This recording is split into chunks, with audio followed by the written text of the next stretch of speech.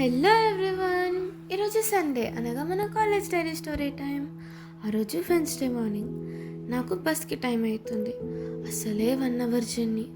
కొన్నిసార్లు బస్లో కూర్చొని ఇంత కష్టం ఎందుకు అని అనిపిస్తుంది. అలానే ఆకాశం వైపు చూసి ఎవరి కోసం ఇదంతా అని నన్ను నేను క్వశ్చన్ చేసుకుంటా ప్రతిరోజు. అప్పుడే అమ్మ కాల్ చేసింది. ఎక్కడ నాన్న అని అడిగింది. మనసులో ఇప్పుడే అమ్మ నేను గొడవ పడ్డాం, అప్పుడే అమ్మ ఇంత ప్రేమతో ఎలా మాట్లాడుతుంది అని అనుకున్నా.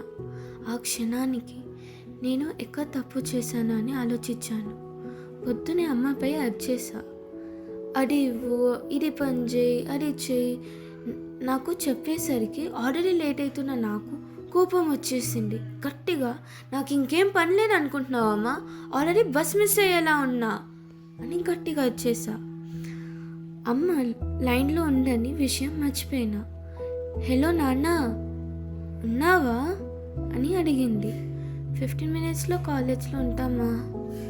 సరే నాన్న, జాగ్రత్త అని ఫోన్ కట్ చేసింది. ఫోన్ పెట్టేశాక అప్పుడే ఆ క్షణానికి మళ్ళీ ఆకాశం చూసినప్పుడు నీకోసమే అమ్మా కష్టపడుతుంది, నిన్ను బాగా చూసుకుంటా అని మనసులో అనుకున్నా. బస్ ఎక్కినప్పుడు ఉన్న చిరాకు కాలేజ్ చేరి బస్ దిగేటప్పుడు చిరునవ్వుతో నా రోజుని ప్రారంభం చేశాను.